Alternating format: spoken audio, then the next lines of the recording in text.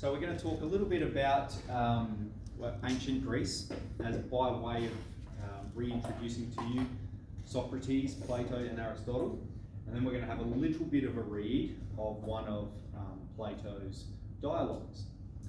So when we talk about ancient Greece, it's sort of, we're generally talking about from 800 BC to 300 BC. That's when it's sort of in its prime, when it's really developing and sort of dominating a large part of the world.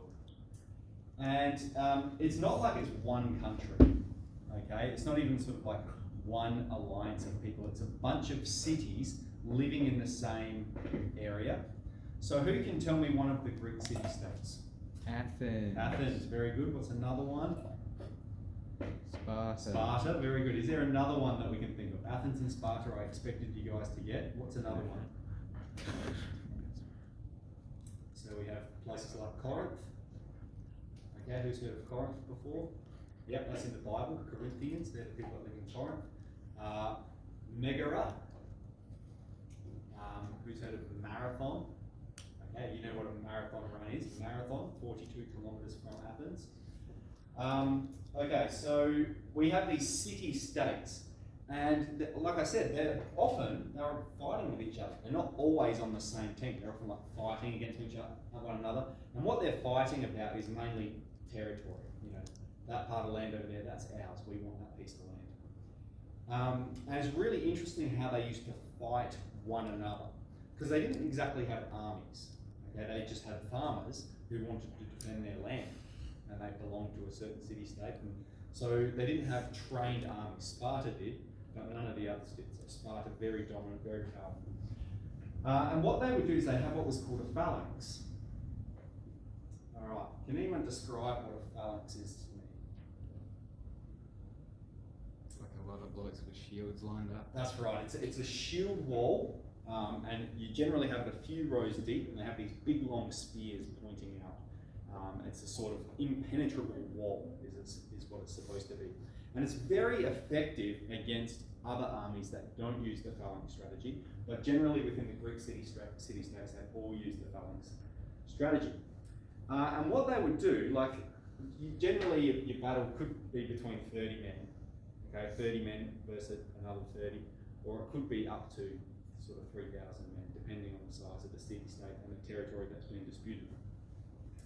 And what they would do, so let's say the generals would meet beforehand, and they're going to agree on how wide the phalanx is going to be. All right, because if one phalanx is wider than the other, then they can come around the side and get them in. So they need to have the same width, so that when they collide, no one's got the advantage of coming around the side and getting the guys in the side that aren't protected. All right, so they sort of meet before and they say, yep, all right, we'll go 30 blokes across, that your team, my team. And then what the general would do, you know, they'd agree for a place to meet, and generally they want somewhere that's flat.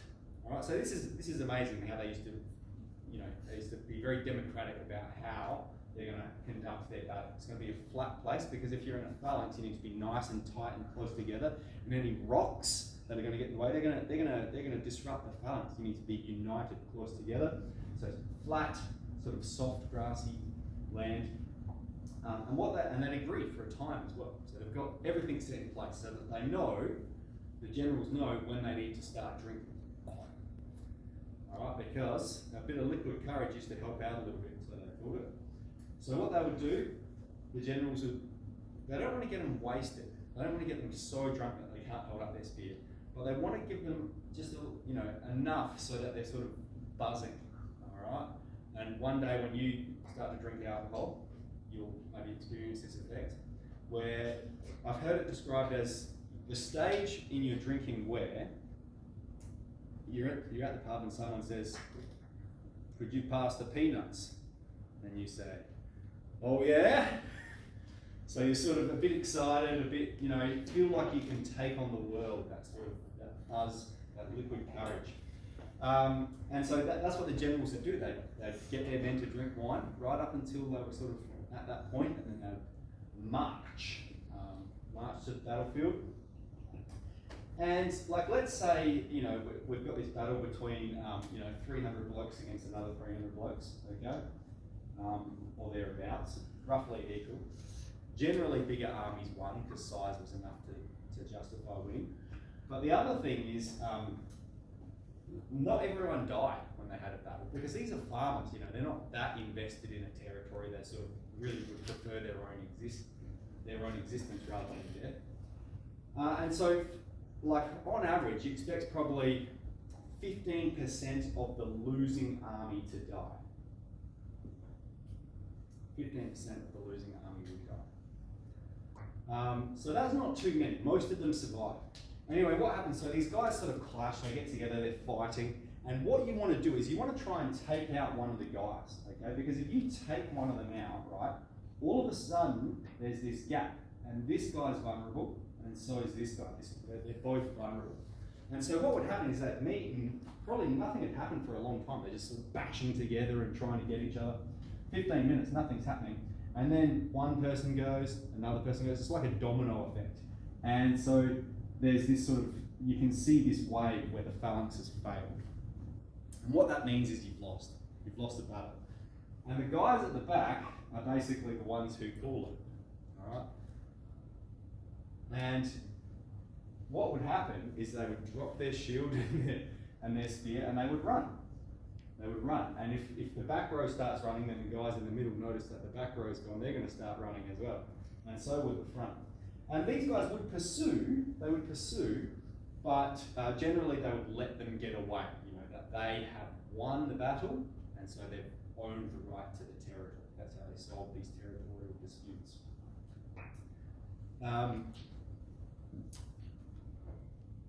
What else do I need to say about that? So we have, Sparta had the army. We have Athens is sort of where democracy develops. So while they're not these city-states like Sparta and Athens aren't necessarily united and even fought against each other a fair bit, Sparta, Athens, they were also willing to fight against the Persians, who were the greatest other power than Greece at the time. Persians. Now, what's so useful about places like Greece, right? Maybe you don't know this as well, is that in their prime, from 800 to 300 BC, they have settlements everywhere. They're sending people out because there's not enough room in Greece for all the people to live and prosper.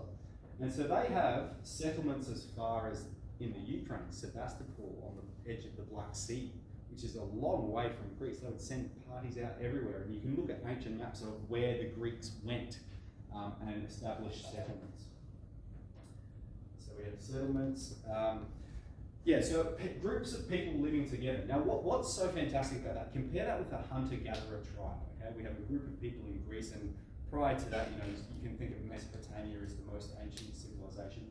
But when you have a group of people living together, it allows you to divide up tasks. Okay, if you're living in a hunter-gatherer tribe, basically everyone's trying to get food, everyone's trying to get water, everyone's trying to build shelter. All right. But as soon as you have a large group of people, you can divide up tasks, and people can specialize. All right. So you can have someone that makes shoes, you can have someone that makes pots, you can have someone that farms.